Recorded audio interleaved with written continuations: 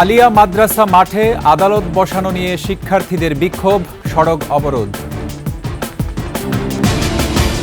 সাভারে অ্যাম্বুলেন্সের সঙ্গে দুই বাসের সংঘর্ষ, বিস্ফোরণ, অগ্নিকাণ্ডে নিহত 4। আবারও বোলিং অ্যাকশন পরীক্ষায় উতরাতে পারলেন না সাকিব।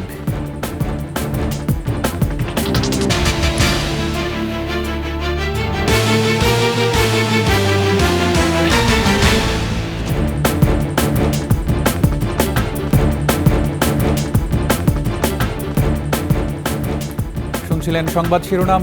আমন্ত্রণ দুপুরের 21 সংবাদের সাথে আছি রক্তিম ত্রিপুরা। দর্শক, 21 টেলিভিশনের সংবাদ একই সাথে সরাসরি দেখতে পাবেন আমাদের ফেসবুক পেজ www.facebook.com/2124 অনলাইনে। এছাড়া সাবস্ক্রাইব করতে পারেন www.youtube.com/@21etv চ্যানেলে। পুরান ঢাকার বকশীবাজারে সড়ক অবরোধ করেছেন আলিয়া মাদ্রাসার শিক্ষার্থীরা। পরিস্থিতি নিয়ন্ত্রণে রাখতে ঘটনাস্থলে পৌঁছেছে সেনাবাহিনী। সড়ক অবরোধকারী শিক্ষার্থীরা জানান, বিচার কাজ চলমান থাকলে শিক্ষা কার্যক্রম বিঘ্ন হয়। এর আগে বেশ কয়েকবার মন্ত্রণালয়ে অভিযোগ দেওয়ার পরও কর্ণপাত করেনি কেউ। এর প্রতিবাদে সড়ক অবরোধ করেছেন তারা। বুধবার রাতভর আন্দোলনের পর বৃহস্পতিবার সকালে সড়কে টায়ার জ্বালিয়ে ও অবস্থান নিয়ে বিক্ষোভ করেন শিক্ষার্থীরা। ভোরের দিকে জ্বালিয়ে দেওয়া হয় একটি পুলিশ বক্স। বিডিআর বিদ্রোহের জন্য আলিয়া মাদ্রাসা মাঠে স্থাপিত অস্থায়ী বিশেষ আদালতে আজ বিচার কাজ চলার কথা। তবে রাষ্ট্রপক্ষ বলছে, আলিয়া মাদ্রাসা মাঠে বিচার কাজ পরিচালনা সম্ভব নয়। পিলখানা হত্যাকাণ্ডের পুনঃতদন্ত এবং সব কারাবন্দির মুক্তির এক দফা দাবিতে শাহবাগ ব্লকেট কর্মসূচি শুরু করবে আন্দোলনকারী সাবেক বিডিআর সদস্য ও তাদের পরিবার। বিডিআর হত্যাকাণ্ডের পুনঃতদন্তের দাবিতে শহীদ মিনারে অবস্থান কর্মসূচি পালন করেন তারা। বক্তারা বলেন, পিলখানা হত্যাকাণ্ড ছিল দেশ বিরোধী ষড়যন্ত্র। ঘটনার সময় পিলখানায় ছিলেন না এমন অনেককেই আসামি করা হয়েছে। কথা মতো সাক্ষ্য না দিলেও আসামি করা হয় অনেককে। শাহবাগ ব্লকেট কর্মসূচির পর প্রয়োজনে মার্চ টু কোর্ট কর্মসূচি পালনের কথা রয়েছে তাদের। শহীদ মিনারে রয়েছেন আমাদের সহকর্মী মানিক শিকদার, যুক্ত হচ্ছি তার সঙ্গে। মানিক, শুনতে পাচ্ছেন নিশ্চয়ই। আপনি রয়েছেন এই মুহূর্তে শহীদ মিনারে। আমরা জানি সেখান থেকে যেই হত্যাকারী তদন্তের বা পুনর্বিচারের যে পিলখানা হত্যাকাণ্ডের সেটির প্রতিবাদে শাহবাগ ব্লকেট করার কথা, মার্চ টু কোর্ট করার কথা, সেটা কখন হবে? শাহবাগে কখন তারা অবস্থান নেবেন? শহীদ মিনারে এখনও কি তারা আছেন এবং কি বলছেন বক্তারা সেখানে? রক্তিম, যেটা আপনি বলছিলেন যে 2009 সালের যে ঘটনাটি বাংলাদেশ তো বটেই, সারা বিশ্বের কাছেই সেটা একটি খুবই ভয়াবহ ঘটনা হিসেবে পরিচিত। এবং এই ঘটনার সাথে যারা জড়িত এবং যারা জড়িত না, এটা নিয়ে কিন্তু নানান সময় নানান ধরনের প্রশ্ন আমরা দেখতে পেয়েছি। আজকে আমরা বেশ কিছু বিডিআর সদস্যদের সাথে আমরা কথা বলেছি এবং তারা যেটা বলছেন যে পিলখানা হত্যাকাণ্ড একটি বড় ধরনের ষড়যন্ত্র ছিল এবং এর বিচার প্রক্রিয়া নিয়েও কিন্তু নানান ধরনের জটিলতা আমরা দেখতে পেয়েছি। নানান ধরনের প্রশ্ন উঠেছে গত 16 বছরের এই সময়কালে এবং বিশেষ করে আওয়ামী লীগ সরকারের আমলে এটাকে একটি এই মামলাকে নিয়ে লুকোচুরির ঘটনাও আমরা দেখতে পেয়েছি। এবং এই যে 16 বছর হয়ে যাওয়ার পরে সে বিডিআর বিদ্রোহের সুষ্ঠু বিচার আজ পর্যন্ত হয়নি। এটা নিয়ে জনমনে যেমন প্রশ্ন আছে, তেমনি অসংখ্য বিডিআর সদস্য যারা হয়তো সেই ঘটনার সাথে জড়িত ছিল না, যারা অনেকটা নিরপরাধ ছিলেন তারাও কিন্তু জেলে গিয়েছেন এবং তারা অনেকটা বিনা বিচারেই জেল খেটেছেন। কেউ কেউ হয়তো মুক্তি পেয়েছেন।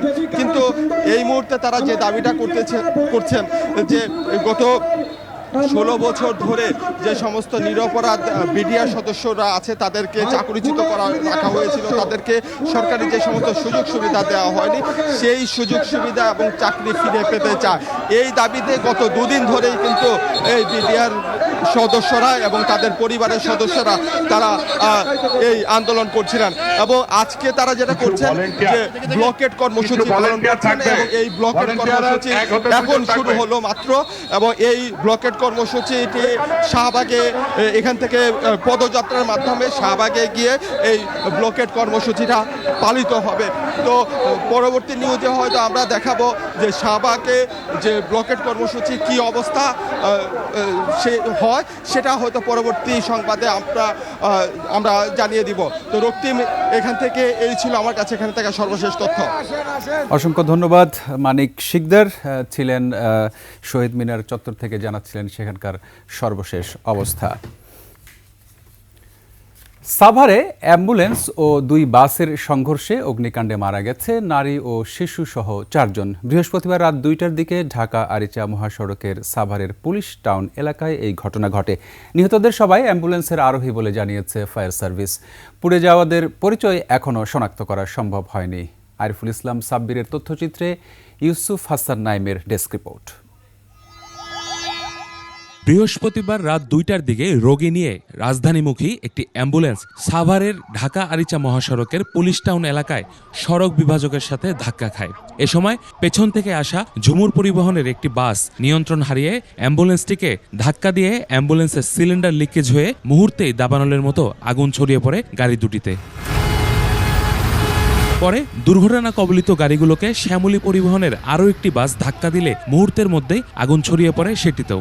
এতে অ্যাম্বুলেন্সের 4 আরোহী পুড়ে ঘটনাস্থলেই মারা যান। ধাক্কা লাগার সাথে সাথে এর পিছন সাইডটা যে মেন রাস্তার দিকে চলে আসে, পরে এই বাসগুলো পিছন থেকে এই গাড়ির পিছনে লাগানোর সাথে সাথে আগুন ধরে যায়। সমস্ত প্যাসেঞ্জাররা লাফায় ঝাপায় গ্লাস ভাঙ্গিয়ে নামছে, অনেক লোক হতাহত হয়েছে, কিন্তু অ্যাম্বুলেন্সের ভিতরে যে প্যাসেঞ্জারগুলো ছিল একটাও বাইরেতে পারে নাই। আগুন ধরার পরে পেছনের বাসটা তো আগুন লেগে গেছে, পরে আমরা পেছনের জানলা দিয়ে বের হয়েছি, আমরা লাফ দিয়ে বের হয়েছি। এই ঘটনার পর সড়কে যান চলাচল বন্ধ হয়ে যায়। খবর পেয়ে ফায়ার সার্ভিসের 2টি ইউনিট বাস থেকে আহত অবস্থায় 7 জনকে উদ্ধার করে। প্রায় ঘন্টা চেষ্টায় 2টি ইউনিট আগুন নিয়ন্ত্রণে আনে।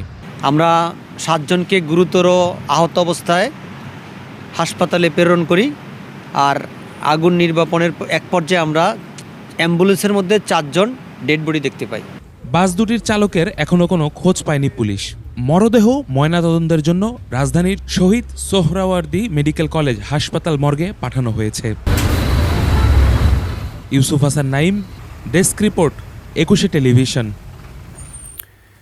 ইংল্যান্ডে প্রথম পরীক্ষায় ব্যর্থ হওয়ার পর আশা করা হচ্ছিল দ্বিতীয় দফায় উতরে যাবেন সাকিব আল হাসান, কিন্তু চেন্নাইতে দেওয়া দ্বিতীয় পরীক্ষাতেও পাশ করতে পারেননি বাংলাদেশের শীর্ষ অলরাউন্ডার। গত বছর সারের হয়ে কাউন্টি খেলতে গিয়ে বোলিং অ্যাকশন সন্দেহজনক হিসেবে রিপোর্টেড হয় সাকিবের। ওই ম্যাচের আরও 2 মাস পর আসে খবর ইংল্যান্ডের লাফবারো বিশ্ববিদ্যালয়ের ল্যাবে অ্যাকশনের প্রথম পরীক্ষায় অংশ নেন সাকিব। তাতে উতরাতে পারেননি তিনি। গত 21 ডিসেম্বর চেন্নাইতে আরেক দফা পরীক্ষা দেন সাকিব, তবে আবারও ব্যর্থ হন এই তারকা। সাকিব আপাতত বাংলাদেশের ঘরোয়া ক্রিকেট ছাড়া কোনো পর্যায়ে বোলিং করতে পারবেন না, খেলতে পারবেন কেবল ব্যাটার হিসেবে। আলিয়া মাদ্রাসা মাঠে আদালত বসানো নিয়ে শিক্ষার্থীদের বিক্ষোভ, সড়ক অবরোধ। সাভারে অ্যাম্বুলেন্সের সঙ্গে 2 বাসের সংঘর্ষ, বিস্ফোরণ, অগ্নিকাণ্ডে নিহত 4। আবারও বোলিং অ্যাকশন পরীক্ষায় উতরাতে পারলেন না সাকিব।